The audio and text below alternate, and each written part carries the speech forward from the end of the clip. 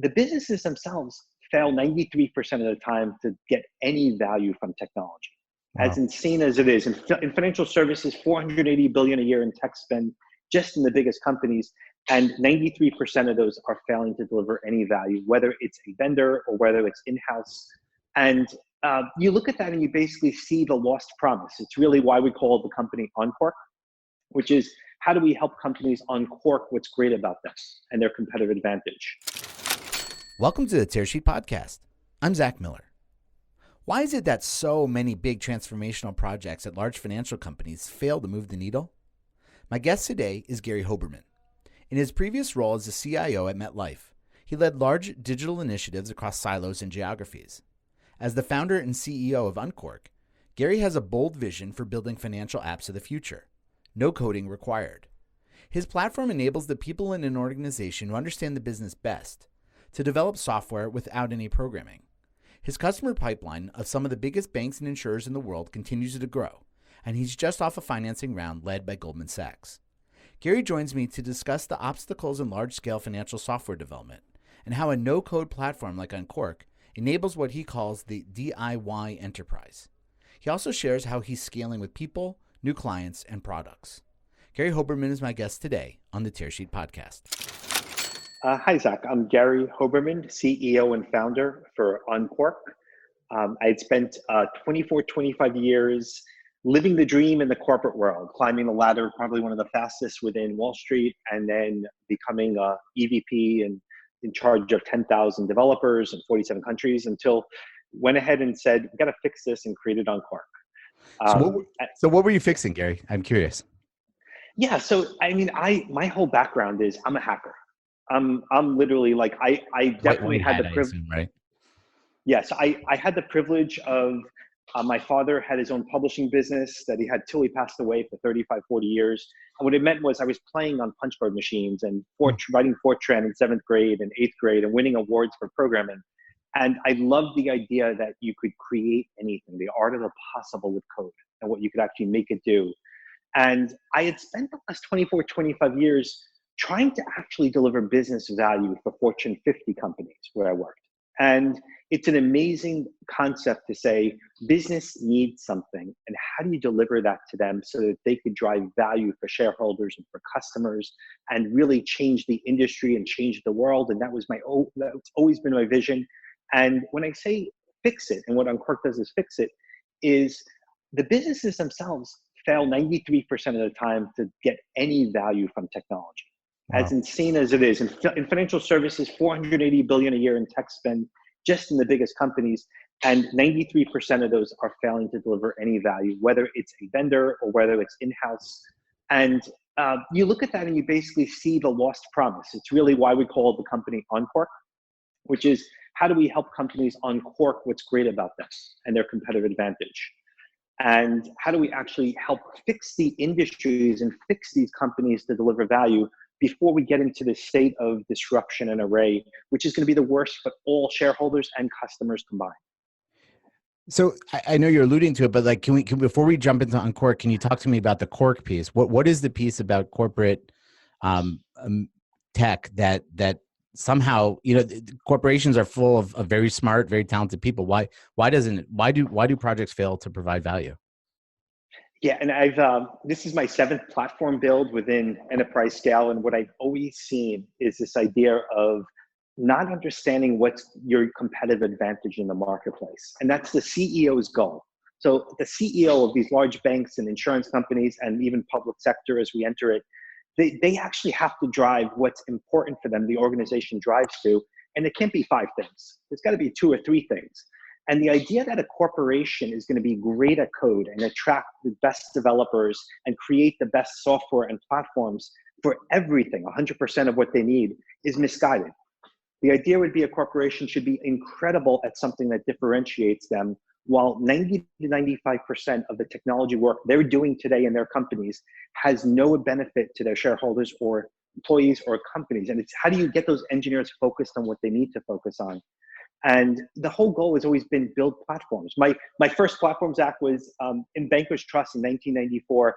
I was asked to basically create a money transfer screen back in the day in Visual Basic days, I think 3.0 even, SQL Server. And instead of building a screen and hard coding a screen, I created a platform that generated all screens. And this is predecessor to all the technology we know today. And that actually became, within 6 months, the core private banking platform for every transaction, from every trade to fixed income. And that was the first platform. And I did it again at Smith Barney and Citi throughout my life. And it's always been deliver business value. And that's the CIO's job. That's the digital officer's jobs. How do you deliver value for your business faster? And in reality, the coding or bringing in the vendors or piecemeal, it's not working. And Jack, if you want, like, I could give you the history of enterprise development in 2 minutes, if you're interested. I'd rather jump quickly into Unqork. And, you just like sort of triggered something in me. I know, like, when the big, the CEOs of big banks today say that, they're technology companies because they have just as many engineers as Facebook does. Like, that's such a wrong metric. It has nothing to do with like how many people are coding. It has to do with like the products you're shipping, right? And it's absolutely. By the way, Zach, there was a metric. I was in a meeting when a CEO of a business said to the head of infrastructure at a Fortune 50 company, I'd rather outsource all the infrastructure to someone who could do it better than you can. And this is before cloud. And instead of saying that's the right direction, because infrastructure should never be a competitive advantage for us, we shouldn't be good at it. Someone else should be great at it. Instead of doing that, they went back and proved that their cost of buying the 20,000 servers a year is better price point than anyone else in market. Wow. Which has nothing to do with whether it's the right decision or not to make.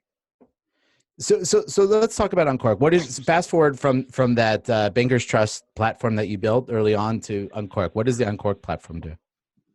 Yeah, so we've come to the conclusion that the business doesn't know what they need until they're in production and feel it and see it. Never before.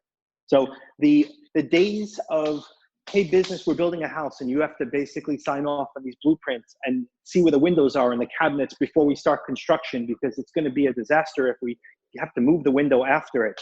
And that's the waterfall methodology, to the promise of vendor software has failed. And I would categorize all vendors into this space of promises that it will do what you need out of the box, and then it never does, and you get 70% there. And it's basically like prefab housing being installed.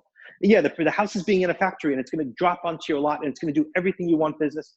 The reality is it doesn't, and the 70% customization to make it do what they want leaves legacy and fragility and vendor lock-in, which is a disaster for all. It's what we call legacy. And then this third generation comes in. I would call that generation 2. Third generation is the promise of moving faster through Agile.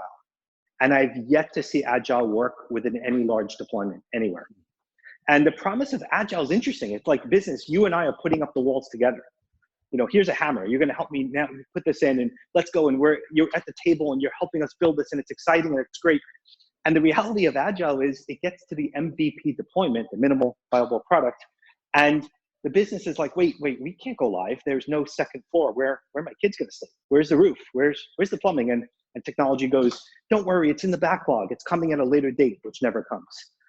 And so we kind of call that generation 3. And so what we basically built with Unqork is the answer to all of those 3 to replace them. The answer is simple. It's business will never know if that house is right for them until they walk through it, until they see the light shining on the cabinets and the kitchen counter.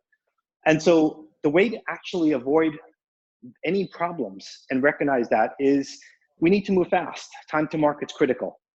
You can't deploy a rules engine with a workflow tool to integrate it into your core system, to come back into your document generation system, to generate a PDF to get signed, to come out of your workflow, to come back in and code all that around it to integrate it.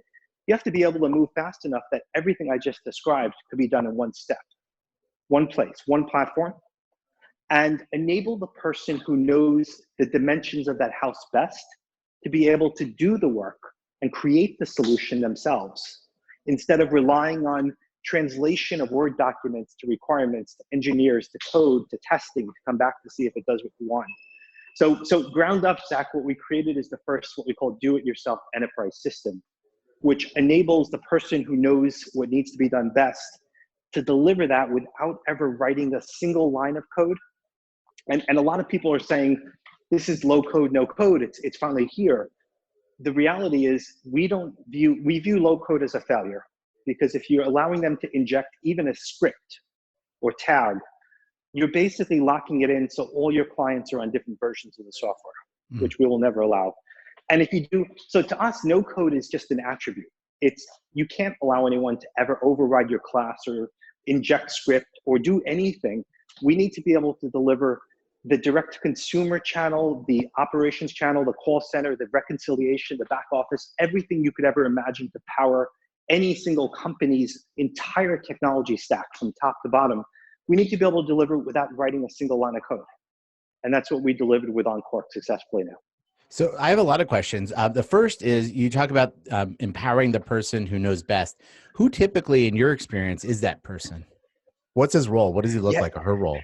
Yeah, it's funny because I used to say it's enabling the business to drive their own technology destiny. And then the reality is we meet our clients and CIOs who know their value is delivering value. That's what their goal is, deliver value. It doesn't matter who does it, but they got to deliver. And they see us as an accelerant where their team knows the business best. So in many cases, we'll meet with the CEO of the Fortune 100 companies and basically say, look, if your business knows what they need best, we literally can empower them to get to production in 6 to 8 weeks for things that have been taking 3 to 5 years. That's actually the scale we're working at. We did one use case for a bank where it was multiple years with hundreds of developers, and we did it in 3 days with one person, exact equivalent. So like, we understand this really well. Now, reality is it depends on the company's maturity.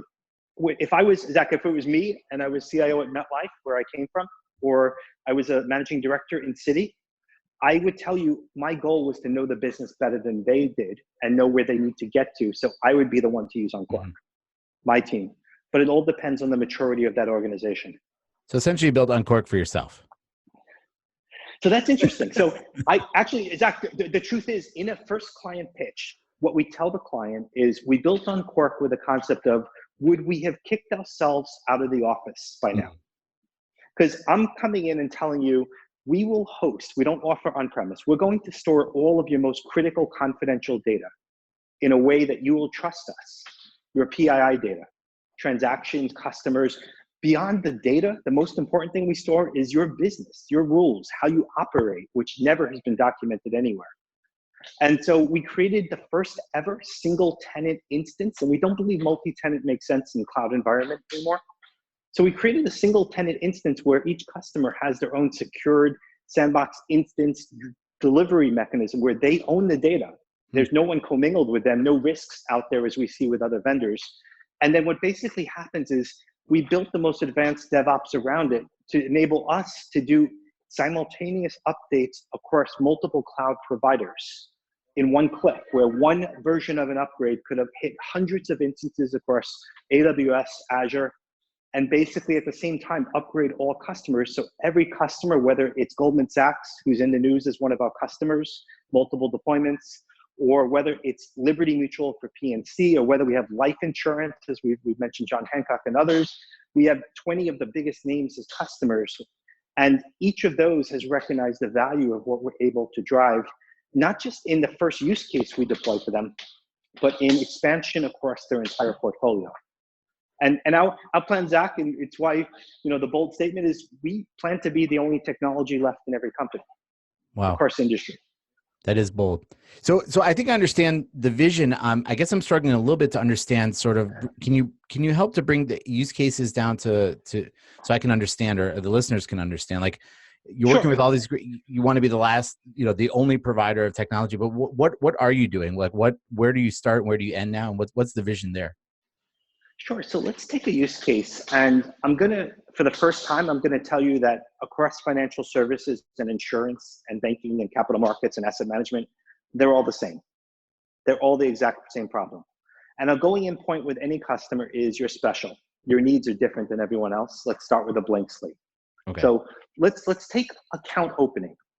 Account opening in an insurance product, whether it's auto insurance and personal lines, home and auto, whether it's specialty insurance or commercial, whether it's life insurance and annuities or group insurance, whether it's a mortgage in a retail bank, or whether or not it's a institutional sales and trading account opening. They're all the exact same to us, which is, who are you? What are you trying to do? What's the asset you're trying to risk assess? Let me do the underwriting and automatically score you. and suitability and know your customer. And then let me integrate you into my core systems and onboard you. And then let me service you later. Let me actually walk you through and take care of your address changes and your adding beneficiaries. What I just described doesn't matter product or not, it's all the same. And what we started with was the most complex product of all is insurance.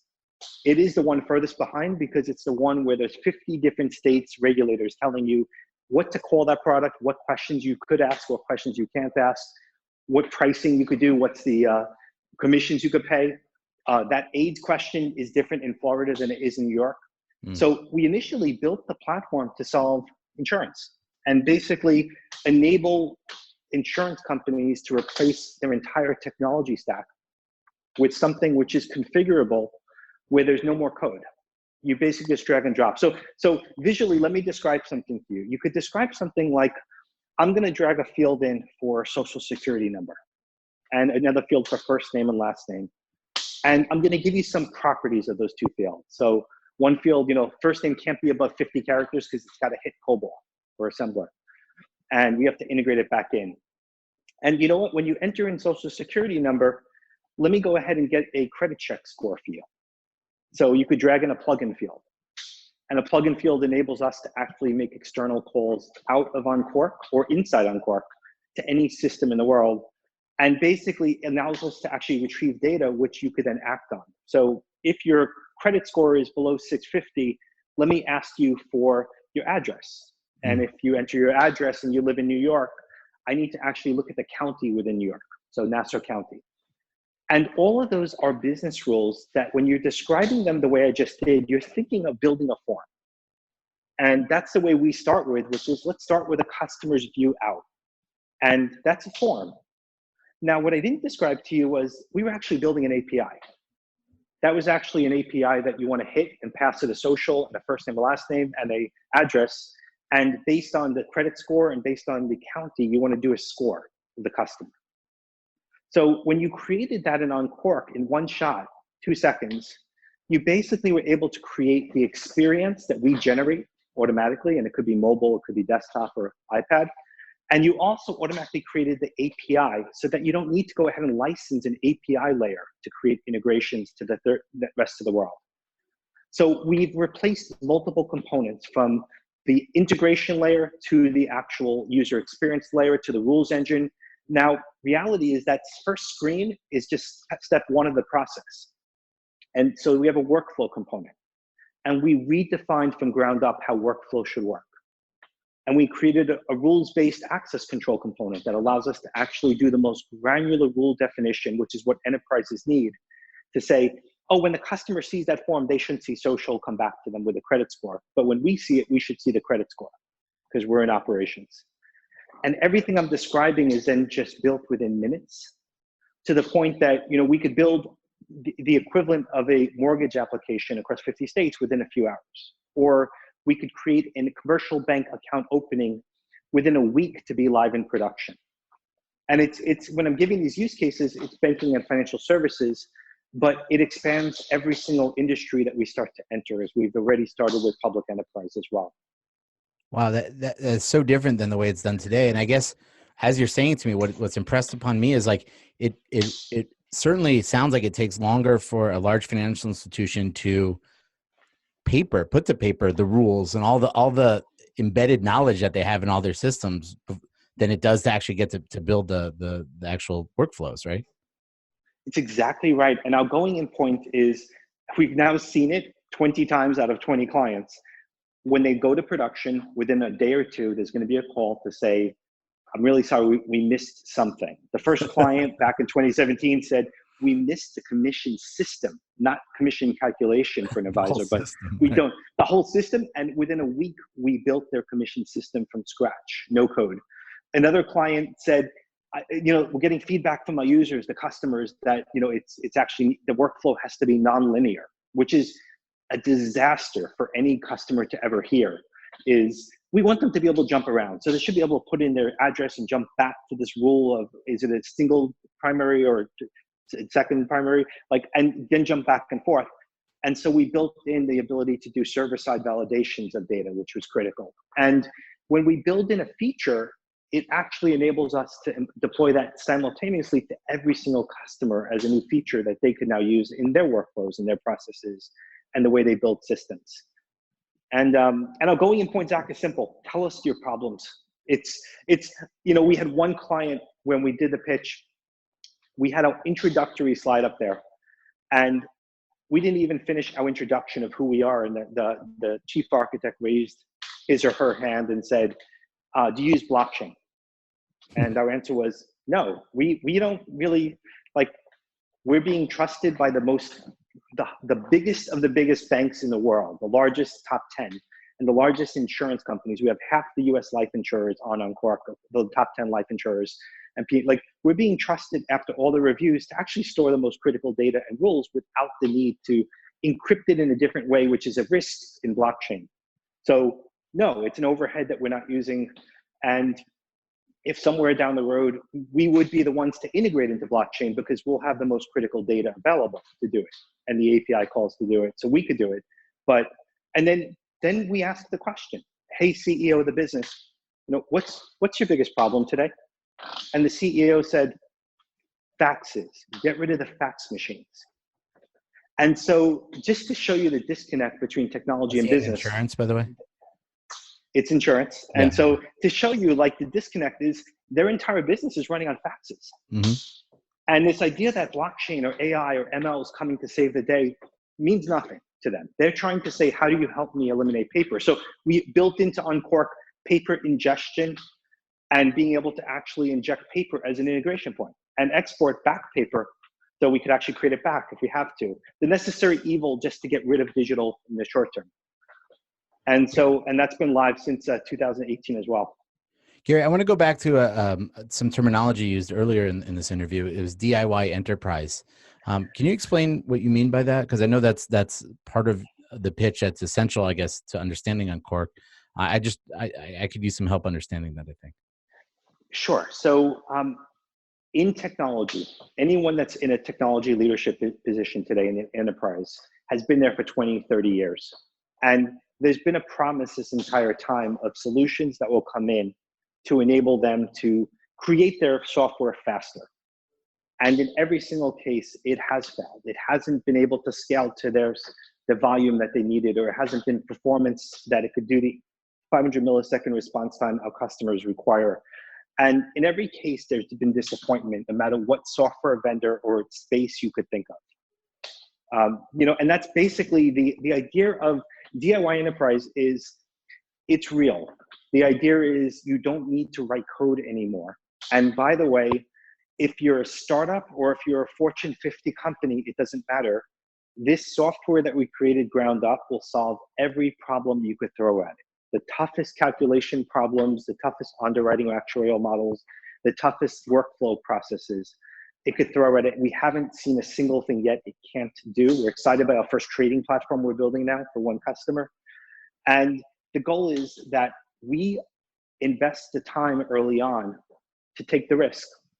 We'll say to a customer, we don't do RFPs or RFIs. We basically say, put us as a bake-off if you want. Give us a challenge. We'll build it on our own expense. And if you like it, great, use it and pay us only for usage. If not, walk away. So this idea of DIY enterprise it's the vision the business has been looking for 20 years, and technology has failed to deliver for them. And the idea is very simple. Number one, you can't allow code to be injected so that all clients are on the same version of the software. So from my point of view, it might look multi-tenant, and it's not, but to the customers, it's trusted as single tenant, encrypted and storage and transit at rest data, everything they'd expect. But most importantly, it's our value proposition to the customers to say, stop paying for predictive value. And what I mean by that is the suffering that I saw throughout technology was, we're going to go ahead and commit $10 million or $50 million to purchase 10,000 licenses in advance of this great software to do whatever that might be, customer relations, let's call it. And then you go back a year or two later and you've deployed 10% of those licenses, and 90% are sitting on the shelf being paid for. And I guarantee if we ever did a mark to market on software value within an enterprise, you'd find that it's not delivering the value set out to. And probably if there was any vendor like us saying, you know what, we're going to only charge you for what value you've achieved. So we don't do proof of concepts, we do proof of value. And we basically say, you know, you're only going to pay us if it gives you value. Forget if it works, if it actually delivers value to you.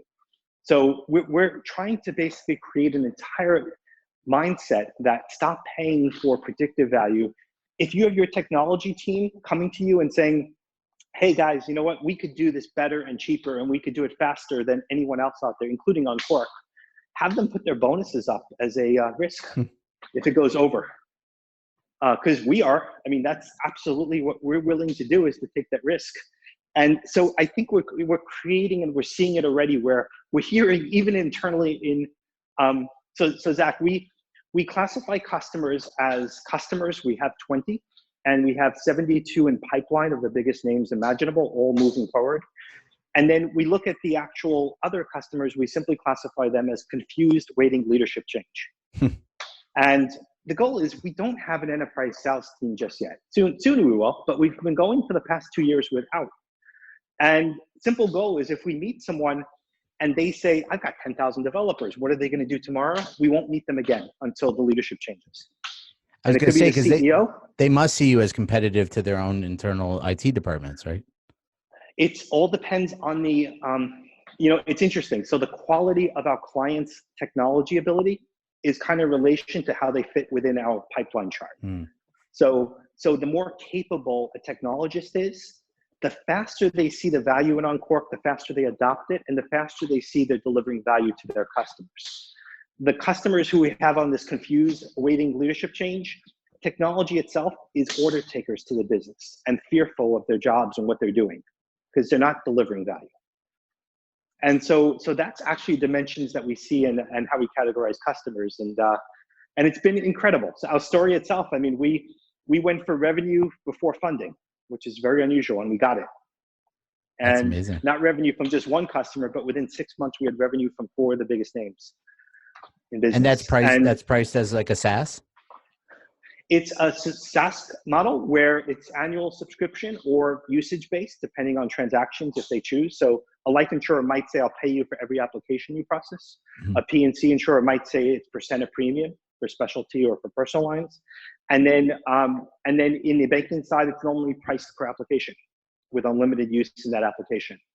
And our goal is, like, the more they grow their business, the more their revenue increases, the more our revenue goes up with them, which is a great place to be. It's value-based pricing.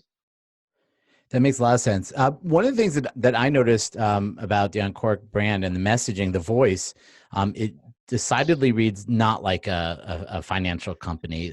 You go to the website and the text that you use there it's almost like talking to you in person. It's fun, it's relatable, it's real.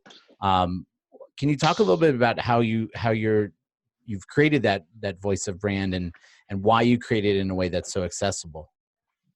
Yeah, definitely. So, my whole goal was to fix and change the world. Like, that's always been where it was. And I always thought you could do it from within a Fortune 50 Small company. Goals. Yeah. Okay. Yes. And it's not possible was the conclusion I came to. And so when I left, C-suite and left the corporate jet to Zone 5 United, where you're sitting on the bathroom and you can't even bring on a carry-on bag. I didn't know that existed, but that's apparently the new thing. It was the most fun I've ever had. And we left, and my entire executive team that works for us, we sit open desks with everyone else. We have an entire quote wall of all the tier 1 VCs and private equity and all the investors that basically said, you guys will fail. And we plastered it on a wall within our office. And most importantly, when you climb the corporate ladder, and I climbed pretty fast. I think I made MD at one of the youngest MDs in Wall Street. When I climb it fast, it's interesting. You accomplish a lot, but when I think about what, my dad did in creating a business from scratch that he had his whole life, and I always viewed him when I was a kid as able to accomplish anything, like able to do anything. So much so that my brother created his own business probably 15 years ago and is one of the best data modelers in the world and has his own conferences. And my sister created her own law firm after climbing up to the top of the biggest law firms. I actually wanted that for my kids. So my son Spencer and Skylar and daughter Rebecca, I wanted that where they could actually see something being created and that same feeling I had when I was young and growing up, where my dad could do anything, and that means I could do anything. They're seeing that firsthand now, and they didn't see that in the corporate world. And so you could see the passion and excitement behind it. And when they come into my office, they're the ones grabbing all the swag, like the new employees. And it's amazing to see and what their capabilities are. Because our whole goal is to make the world a little bit better place, and that's what each of us has to figure out. How do we do? The technologists, who are the ones that are the naysayers and say, "Oh, this is just another tool," and we categorize them off to the side, they will eventually be replaced.